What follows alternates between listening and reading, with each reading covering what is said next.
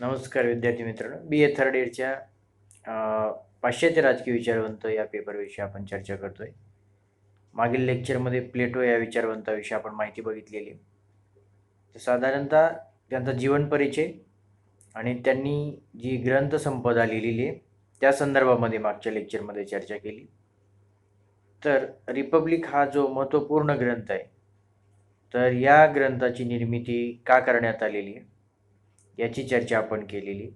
त्यामध्ये त्यांना अथेन्समधल्या म्हणजे ग्रीक नगर राज्य जे आहेत, तर त्यांच्यामध्ये त्यांना जे दोष दिसून आले, तर ते दोष दूर करण्यासाठी एक आदर्श राज्याची निर्मिती करण्याची आवश्यकता आहे असं त्यांना वाटलं.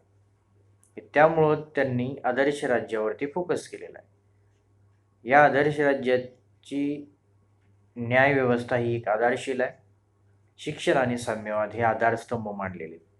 तेव्हा या तिन्ही संकल्पना किंवा या तिन्ही बाबींच्या संदर्भामध्ये प्लेटोचे विचार काय आहेत हे आपण अभ्यासूयात आणि नंतर आदर्श राज्याची जी संकल्पना आहे ती आपण नंतर समजण्यास आपल्याला मदत होईल. तर पहिले शिक्षण व्यवस्थेच्या संदर्भात चर्चा करणार आपण. तर सामाजिक न्याय प्रस्थापित करण्यासाठी सामाजिक शिक्षण हे एक महत्त्वाचं साधन आहे आणि त्यातून वैयक्तिक न्यायसुद्धा प्रस्थापित करता येतो ही भावना प्लेटोच्या मनामध्ये होते. त्यामुळे त्यांनी न्याय प्रस्थापित करण्यासाठीचं एक साधन म्हणून शिक्षणाकडे बघितलेलं आहे. तसंच वैयक्तिक न्यायासाठी सुद्धा शिक्षण हे एक माध्यम असू शकतं ही भूमिका प्लेटोची राहिलेली आहे. त्यामुळं त्यांनी शिक्षणाला महत्त्व दिलेलं आहे आणि शिक्षणाच्या माध्यमातूनच सामाजिक न्यायाची प्रस्थापना करता येऊ शकेल.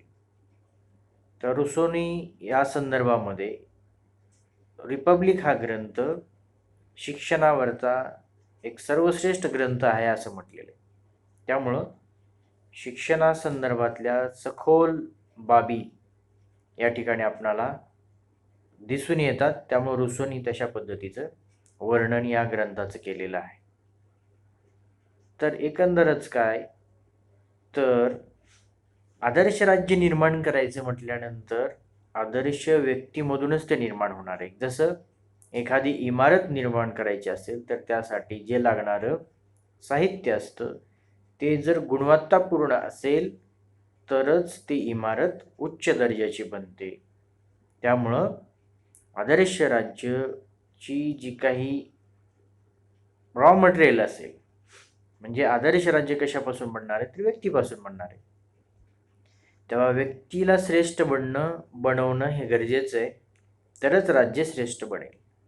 त्यामुळं व्यक्तीला श्रेष्ठ बनवण्याचं एक साधन म्हणून त्यांना शिक्षण हे एक महत्त्वाचं माध्यम वाटलं आणि त्यामुळं शिक्षणावरती विस्तृत माहिती किंवा सखोलपणे मांडणी करण्याचा त्यांनी विचार केला आणि त्यानुसार त्यांनी त्यामध्ये मांडणी केली. तर एकंदरच हा एक आदर्श राज्याची आधारस्तंभ या दृष्टिकोनातून आणि आदर्श राज्य निर्माण करण्याचं जे व्यक्ती साधन आहे की त्यांचा विकास करायचा आहे, तेव्हा व्यक्तीला श्रेष्ठ बनवायचे तर राज्य श्रेष्ठ बनेल या भूमिकेतून प्लेटोने शिक्षणाच्या संदर्भामध्ये मांडणी केलेली दिसून येते. तसंच सेबाइन हे एक विचारवंत आहे. त्यांनी पण सांगितलं की शिक्षण हे एक सकारात्मक साधन आहे आणि ते समाजामध्ये समानता समरसता निर्माण करण्यामध्ये सहाय्यक आहे.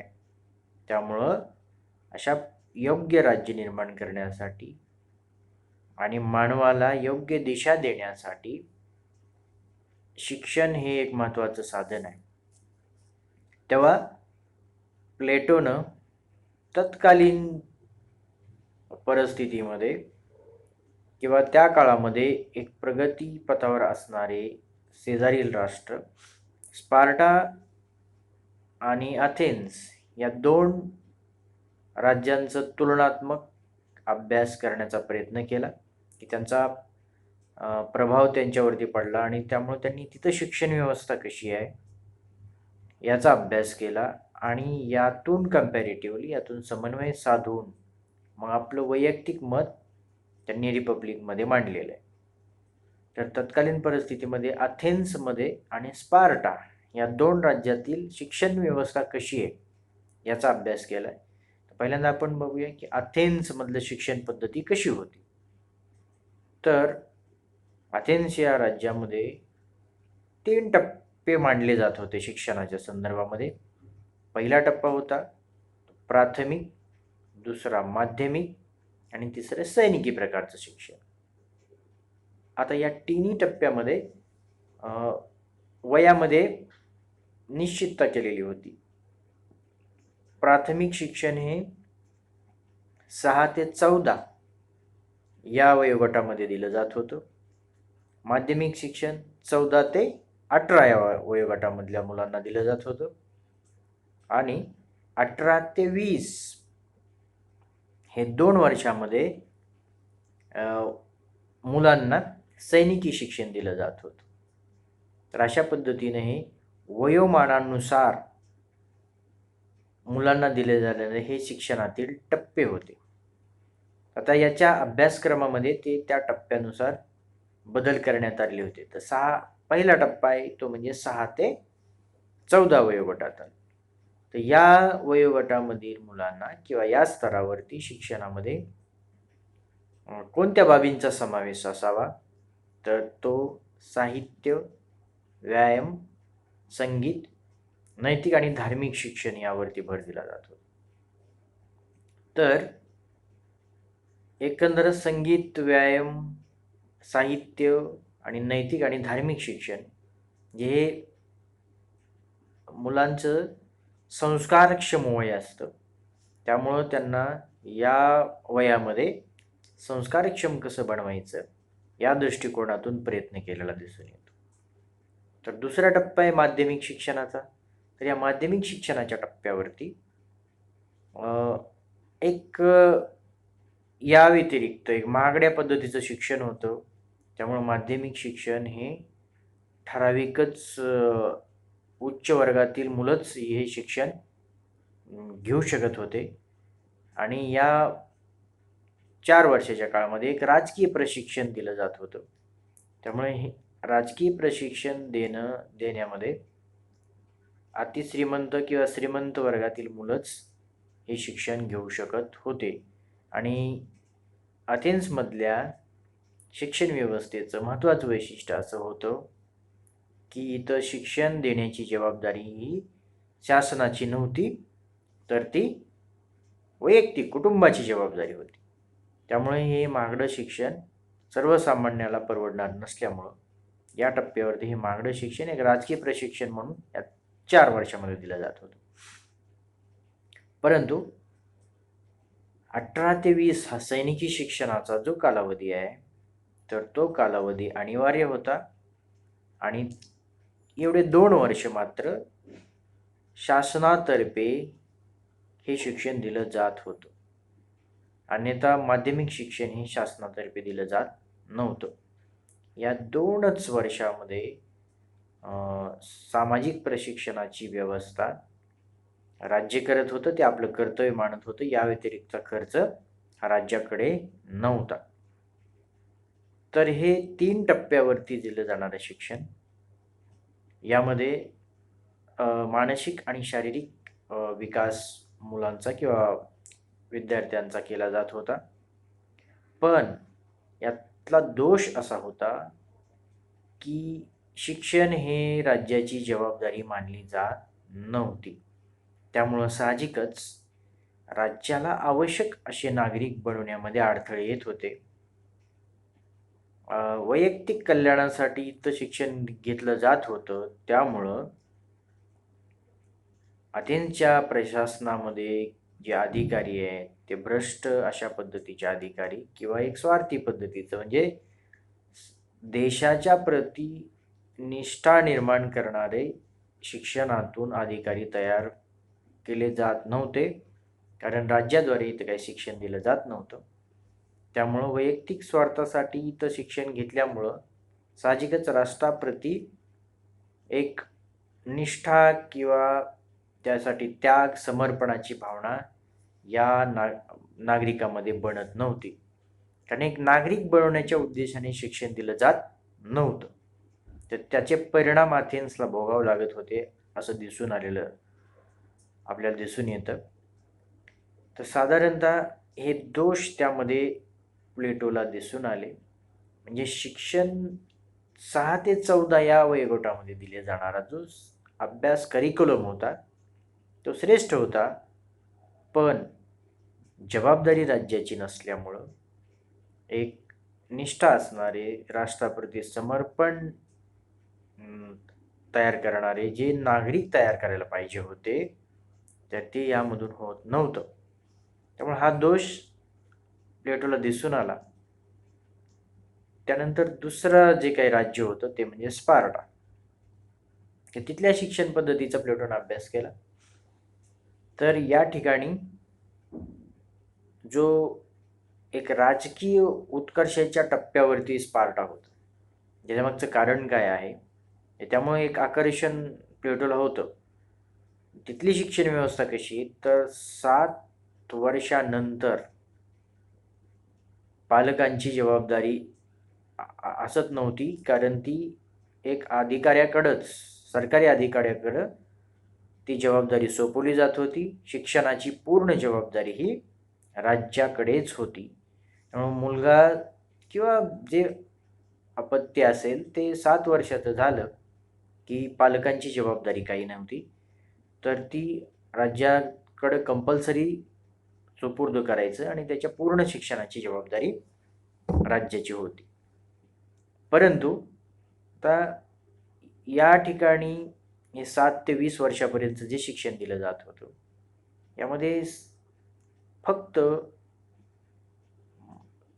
त्या मुलांना वीर, शूर, शौर्य कशा पद्धतीनं बनवता येईल आणि क्षेत्रीय शूरवीर बनवता येईल आणि एक सुदृढ अशा पद्धतीनं एक सैनिक कसे बनतील यावरतीच फोकस होता. म्हणजेच व्यायामावरती, जे शारीरिक विकासावरती जास्त भर दिला जाणारा सिलेबस होता आणि तो कंपल्सरी होता. मग मुलगा असो की मुलगी असो, तर जो काही सिलेबस आहे, व्यायाम आहे, तर तो मुलामुलींना समान पद्धतीनं दिला जात होता. म्हणजे व्यायामाचं महत्त्व म्हणजेच एकंदर शारीरिक विकासाला जास्त प्राधान्य दिलं जात होतं. आणि 20 वर्षानंतर विवाह करण्याची परवानगी होते, परंतु तिथं 7 वर्षाचा मुलगा झाला की तो राज्याकडे सुपूर्द केला जात होता. त्यामुळे त्या अर्थानं एक सामूहिक जीवन पद्धती, कुटुंब पद्धतीचा अस्तित्व नव्हतं. व्यक्ती सामूहिक भोजनालयामध्ये जेवण करत होते आणि राज्यकारभार करण्याची जबाबदारी एका कुलीन वर्गाकडे होती आणि त्यांचं काम, त्यांना काही कौटुंबिक जबाबदारी नसायची. त्यामुळे पूर्ण वेळ ते राज्याच्या कार्यामध्ये व्यस्त असायचे. म्हणजे रेस्ट्रिक्शन एवढ्या मोठ्या प्रमाणावरती होते की त्यांना सोने चांदी अशा पद्धतीचं पण घालता येणार नव्हतं. तेव्हा स्पार्टामधली एक समाज व्यवस्था ही राज्याला अनुकूल अशा पद्धतीने, राज्याच्या अनुकूलतेच्या दृष्टिकोनातून बनवलेली होती की तो वैयक्तिक कुटुंबाला महत्त्व नव्हतं. तर एकंदरच आपल्याला दिसून येतं की सैनिकी शिक्षणावरती इथं कशा पद्धतीने भर दिलेला आहे. स्पार्टामध्ये सैनिकी शिक्षणावरती भर दिलेला आहे. त्यामुळं इथं मानसिक विकासाकडं दुर्लक्ष होताना दिसून येतं. त्यामुळं या ठिकाणी जे प्लेटोला दोष दिसलेले आहेत ते त्यांचा सिलेबस आहे. म्हणजे अभ्यासक्रम हा अगदी संकुचित आहे, एकांगी, केवळ सैनिकी शिक्षणालाच प्राधान्य दिलं. साहित्यामध्ये साहित्याचं काही शिक्षण दिलं जात नव्हतं. म्हणजे मानसिक विकासाला फारसं महत्त्व दिलं नव्हतं. बौद्धिक प्रशिक्षणाचा अभाव त्यांना दिसून येतो. त्यामुळं अशा पद्धतीचं हे एकांगी शिक्षण होतं. जे व्यक्तीचा मानसिक आणि शारीरिक असा दोन्ही विकास केला जात नव्हता, तर केवळ सैनिकी शिक्षणामुळं शारीरिक विकास केला जात होता. तेव्हा ही एक अधुरं, व्यक्तीला पूर्ण बनवणारं शिक्षण नव्हतं. हा दोष प्रामुख्यानं दिसून आला. त्यामुळं या दोन्ही राज्याच्या तुलनात्मक जर अभ्यास केला तर यातून प्लेटोने एक समन्वय साधण्याचा प्रयत्न केला. वैयक्तिक जीवन कसं विकसित करायचं हे अथेन्समध्ये होतं, तर सार्वजनिक जीवनासाठी व्यक्तीला बनवण्याचं काम स्पार्टामध्ये केलं जात होतं. परंतु मानसिक विकासाचं एक जे साधन आहे तर ते अथेन्समध्ये दिलं जात होतं आणि शारीरिक विकासाचं जे काही सिलेबस हवा होता तर तो स्पार्टामध्ये होता.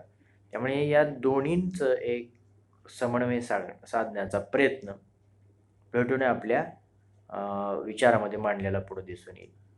तर एकंदरच या दोन्हींचा समन्वय साधण्याचा प्रयत्न केला असं बारकर म्हणतो की अथेन्समधून वैयक्तिक पैलूचा विचार घेतला आणि स्पार्टाकडून सामाजिक पैलूंचा विचार घेतला.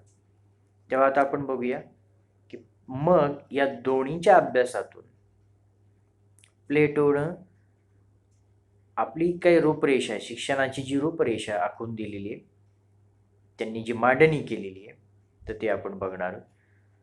तर प्लेटोनं 2 विभागामध्ये शिक्षणाचं विभाजन केलेलं आहे. तर पहिला टप्पा आहे तो म्हणजे प्राथमिक शिक्षण आणि दुसरा आहे तो म्हणजे उच्च शिक्षण. प्राथमिक शिक्षण हे 6 ते 20 या वयोगटासाठी असेल आणि उच्च शिक्षण हे 20 ते 35 या वयोगटासाठी असेल.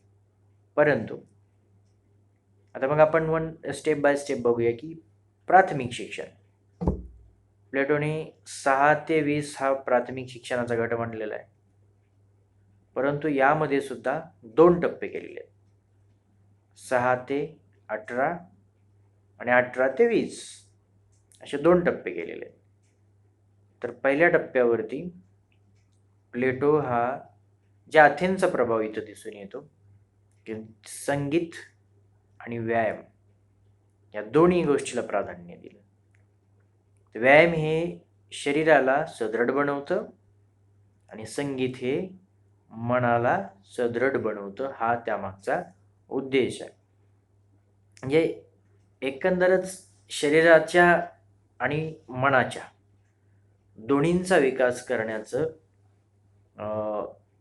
प्लेटोने या ठिकाणी ठरवलेलं आहे.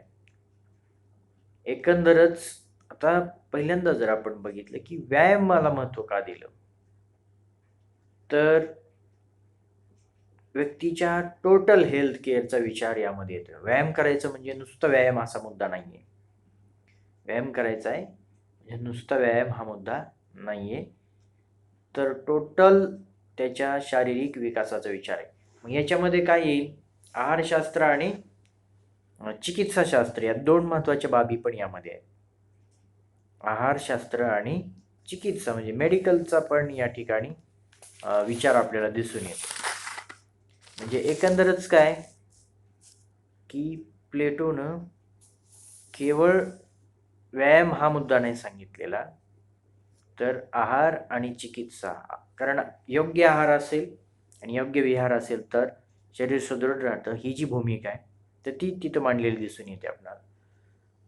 मग साधारणतः प्लेटोचं एक ऑब्जेक्शन आहे की डॉक्टराकडं जाणं आणि चेकअप करून घेणं किंवा रोग झाल्यानंतर डॉक्टराकडे जाणं ही जी काही भूमिका आहे ती प्लेटोला मान्य नाही. कारण आधुनिक जे चिकित्साशास्त्र आहे त्याच्यामध्ये रोगाचं शिक्षण दिलं जातं, पण निरोगी राहण्याचं शिक्षण दिलं जात नाही. हा महत्त्वाचा मुद्दा आहे जो प्लेटोने नोट केलेला आहे. आपल्याला पण नोट करण्यासारखा आहे की आजार झाल्यानंतर काय करायचा हा मुद्दा गौण आहे, पण आजारच होऊ नये याच्यासाठी म्हणजे निरोगी राहण्यासाठीचं शिक्षण महत्त्वाचं आहे. तर तेव्हा हे निरोगी राहण्याचं जे काही शिक्षण आहे ते प्लेटोला अपेक्षित आहे आणि ते प्लेटोने या ठिकाणी मांडलेलं आहे. त्यामुळं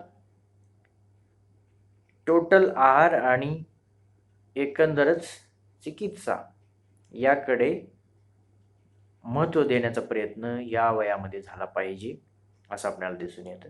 त्यानंतर संगीत, तर संगीत म्हणजे फक्त संगीतच नाही आहे, तर त्याच्यामध्ये टोटल ललित कलांचा समावेश करण्यात आलेला आहे. म्हणजे चित्रकला असेल, गायन असेल, साहित्य असेल, शिल्पकला असेल, या सर्व ललित कला त्यामध्ये, म्हणजे जनरल ट्रेनिंग ऑफ माइंड, म्हणजे टोटल मनाच्या सदृढीकरणासाठी किंवा विकासासाठी प्रयत्न या ठिकाणी झालेला असेल. साहित्यामध्ये नैतिक आणि धार्मिक किंवा सत्साहित्य जे आहे, म्हणजे चांगल्या विचारानं परिपूर्ण असणारं जे साहित्य असेल त्यावरती त्यांनी फोकस केलेला आहे. त्यानंतर याच्यामध्ये वकिलांना पण फार स्थान देत नाही. म्हणजे जसं ज्या पद्धतीनं डॉक्टरांचा पण द्वेष केला जातोय, असं वकील नकोय, वकिलाची गरज नाही आहे. का? कारण व्यक्तीचं मन म्हणजे नैतिक माध्यमातून इतकं विकसित बनवायचं की कोणी कायदाच मोडणार नाही, नव्हे तर कायद्याची गरजच पडणार नाही. प्लेटो असं पण म्हणतो की मला फक्त राष्ट्रगीत लिहू द्या, बाकी कायदा कोण बनवतो याच्याशी देणं घेणं नाही. याचा अर्थ काय की कायदा करण्यापेक्षा कायदा समाजात असणारच नाही, त्याची आवश्यकताच असणार नाही, म्हणजे हा विचार प्लेटो मानतोय. त्याचं कारण असं की तेवढ्या पद्धतीचं नागरिक श्रेष्ठ किंवा उच्च दर्जाचे नैतिक अशा पद्धतीचे नागरिक निर्माण करण्याची गरज आहे. एकंदरच या प्राथमिक शिक्षणातून त्यांनी शरीर आणि मनाचा दोन्हींचा विचार केलेला दिसून येतो. नुसत्या शरीराचा विचार केला तर एक असभ्य अशा पद्धतीचं, जंगली पद्धतीचं एक नुसतं शारीरिक पुष्ट असणारं व्यक्ती तयार होईल. आणि संगीतानं माणसाचं मन असं कोमल बनतं, मधुर बनतं. या दोन्हीचा समन्वय साधण्याची गरज आहे असं आपल्याला दिसून येतं. तर 18 ते 20 या 2 वर्षामध्ये टोटल सैनिकी शिक्षण असेल, आणि या 2 वर्षाच्या फायनल नंतर म्हणजे 20 वर्षाचं हे प्राथमिक शिक्षण पूर्ण केल्यानंतर पुढील जे उच्च शिक्षण असेल ते फक्त शासक वर्गासाठी असेल. याच्यामधून योग्य व्यक्तींची निवड केली जाईल. याच्यामध्ये योग्य व्यक्ती जे असतील तर ते योग्यतेनुसार त्यांना पुढच्या सैनिकी म्हणजे सैनिक आणि आदर्श राजा जे असतील राज्यकर्ते, तर त्यांच्यासाठी उच्च शिक्षणाची गरज आहे. बाकीच्या व्यक्तींना एवढं शिक्षण घेतलं तरी पुरेसं आहे असं आपल्याला सांगता येईल. ठीक आहे, तर या लेक्चरसाठी इथंच थांबूया. धन्यवाद.